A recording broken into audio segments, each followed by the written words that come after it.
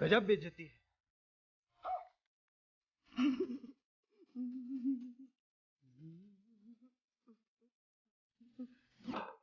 Hello दोस्तों, नमस्ते।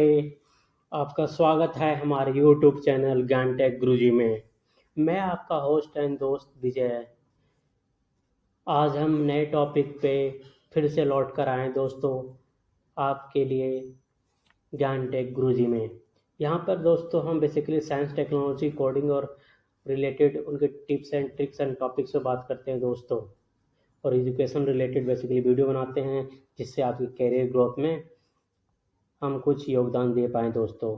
चलिए स्टार्ट करते हैं दोस्तों। देखते हैं आज का नया टॉपिक CSS क्या है दोस्तों। बेसिकली कोडिंग की दुनिया में डिज़ाइनिंग के लिए CSS ही यूज़ किया जाता है दोस्तों। CSS क्या है, आज पार्ट 1 में जानते हैं बेसिक थोड़ा सा, फिर उसके बाद पार्ट बाई पार्ट हम जानेंगे पूरा विस्तार से। ठीक है दोस्तों, चलिए जानते हैं कि हमारा CSS क्या है। CSS बेसिकली एक वेब पेज डिजाइनिंग के लिए यूज़ करते हैं दोस्तों। जो मैंने कल आपको HTML बताया, जिससे एक बॉडी मतलब बिल्डिंग का जब स्ट्रक्चर खड़ा कर लेते हैं तो वो उसको सही दिखाने के लिए उसमें थोड़ा एनिमेशन, डिजाइनिंग और colour, font size, padding, margin, position, सारा कुछ देने के लिए हम बेसिकली CSS का यूज करते हैं दोस्तों। CSS का फुल फॉर्म होता है दोस्तों cascading style sheet. CSS cascading style sheet is a crucial technology used for web designing. ठीक है दोस्तों, CSS का फुल फॉर्म होता है कैस्केडिंग स्टाइल शीट। एक क्रूशियल, बहुत ही ज़्यादा क्रूशियल, मतलब बहुत ही ज़्यादा यूजफुल और बहुत ही ज़्यादा बढ़िया वेब डिजाइनिंग के लिए ये लैंग्वेज यूज़ किया जाता है दोस्तों। ठीक है, बेसिकली डिजाइनिंग के लिए है। वे किसी वेब पेज में किसी भी पेज को रिस्पॉन्सिव करना हो या फिर कुछ भी करना हो तो हम लोग CSS का यूज़ करते हैं डिजाइनिंग पर्पज़ के लिए। बेसिकली पर्पज़ क्या है इसका, वेब पेज को डिजाइन करने के लिए। ठीक है दोस्तों, चलिए इसके बारे में थोड़ा और जान लेते हैं। अगर हम लोग, जो मैंने आपको बताया था कि CSS को अगर HTML, कल मैंने आपको बताया था कि HTML जो हमारा हाइपरटेक्स्ट मार्कअप जो हमारा लैंग्वेज है, मार्कअप लैंग्वेज, उससे हम लोग बॉडी स्ट्रक्चर जब खड़ा कर लेते हैं तो उसको हम लोग CSS उसमें ऐड कैसे करते हैं। ठीक है, ऐड करने के कई तरीके हैं CSS, लेकिन जैसे नॉर्मली हम लोग ऐड करते हैं तो link CSS to HTML to apply CSS to an HTML documents, you need to the link CSS file in HTML।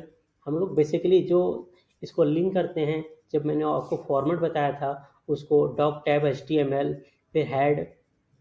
ठीक है दोस्तों, हेड के नीचे फिर हमने पहले हमारा डॉक टैब जो उसका वर्जन वो पूरा बताया था, फिर HTML ब्रैकेट में स्टार्ट हुआ था, फिर उसके नीचे हेड, हेड स्टार्ट हुआ था। हेड के नीचे हम लोग टाइटल देखे थे, फिर टाइटल ओपन टैग, फिर क्लोज हो गया था, ओपन एंड क्लोज। फिर टाइटल के नीचे फिर हम लोग हेड को क्लोज कर दिए थे। तो बेसिकली हेड, जब हम लोग कोई भी लिंकिंग वगैरह करते हैं ना दोस्तों HTML के अंदर, तो हेड में ही करते हैं। ठीक है, तो ये ध्यान रखिएगा, जब लिंकिंग वगैरह करेंगे तो हम लोग हेड के अंदर ही करेंगे। जैसे कि अब लिंक कैसे करेंगे, देखिए, अब हेड के अंदर जाएंगे, जहाँ पे जितने एरिया में ओपनिंग क्लोजिंग वाला एरिया रहेगा उसी के अंदर ही करना है। ठीक है ना, तो इसके अंदर लिंक HEL, ठीक है, HEL इक्वल टू, ठीक है, ये कोटेशन है हमारा स्टाइल शीट।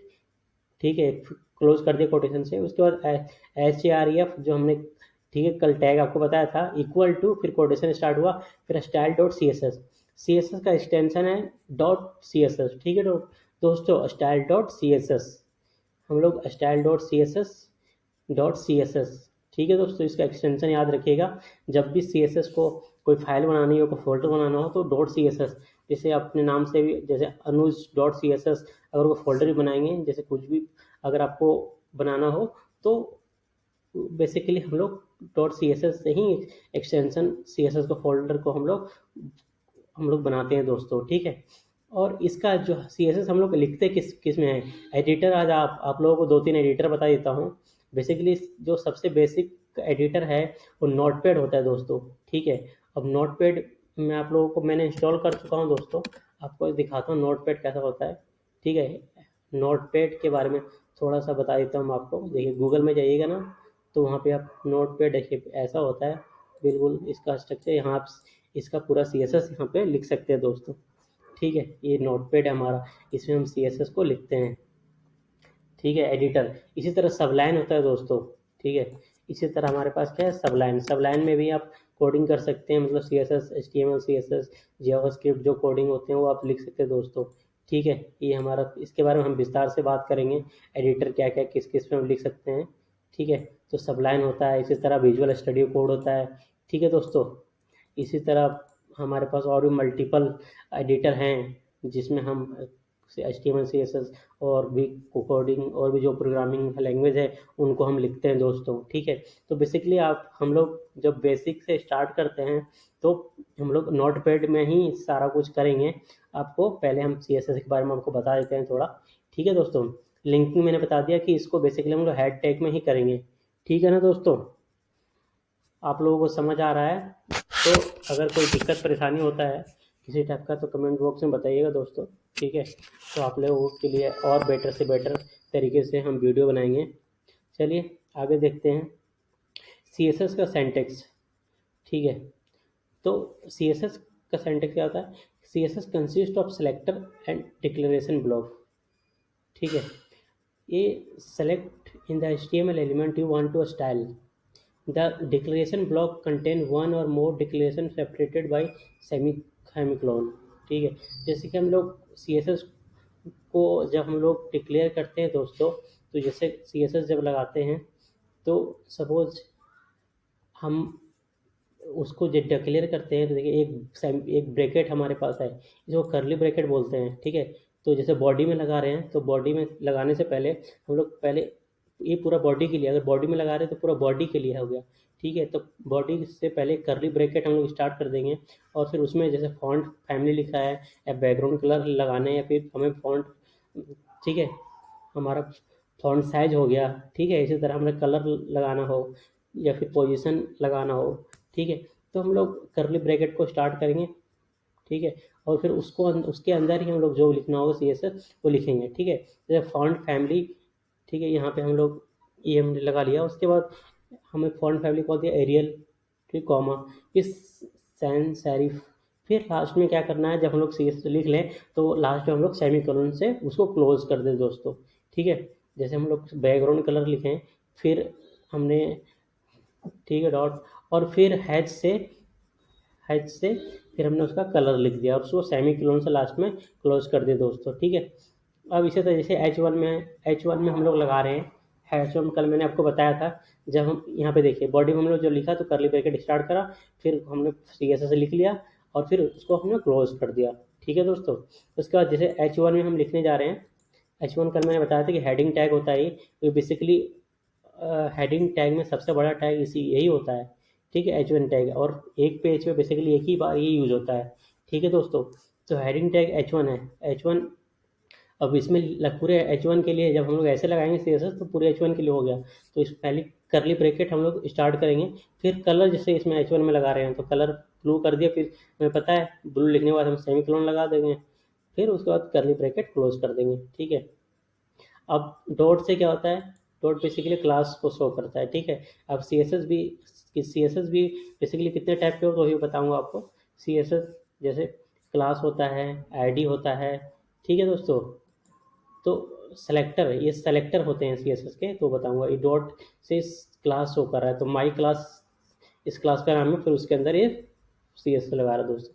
ठीक है, इस तरह CSS सेलेक्टर मैंने बताया था। CSS सेलेक्टर, जैसे CSS सेलेक्टर पहले एलिमेंट सेलेक्टर होता है, जो मैंने ये सब बताया ना, डायरेक्ट जो बॉडी के अंदर लगा रहे हैं, तो एलिमेंट, डायरेक्ट एलिमेंट, इसी एलिमेंट को टारगेट करके हम लोग बॉडी को टारगेट करके H1 एलिमेंट को टारगेट करके जिस तरह पैराग्राफ लगा देंगे हम लोग, तो पैराग्राफ एलिमेंट को टारगेट करके, तो ये हमारा क्या हो गया, CSS सेलेक्टर। तो CSS पहला सेलेक्टर एलिमेंट सेलेक्टर, तो टारगेट HTML, तो हम लोग एलिमेंट को HTML को टारगेट कर लेंगे, फिर उसके अंदर CSS लगा देंगे जैसे मैंने बताया भी आपको, देखिए। ठीक है दोस्तों, इसी तरह क्लास सेलेक्टर होता है। ठीक है दोस्तों, इसी तरह हमारे पास ID सेलेक्टर होता है।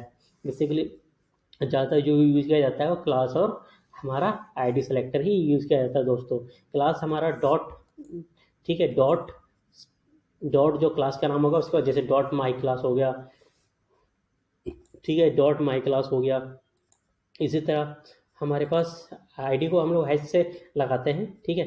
तो अब हम लोग क्लास सेलेक्टर बता देता हूँ। तो class selector target element target elements with स्पेसिक class attribute, example जैसे माई डॉट माई क्लास, ठीक है। तो हम लोग टारगेट एक हमने कर लिया है एक स्पेसिफिक क्लास को, उसके बाद हमने जैसे कि हमने माई क्लास, इस क्लास का नाम हमने माई क्लास लिख दिया है, तो इसको डॉट माई क्लास से शो करेंगे।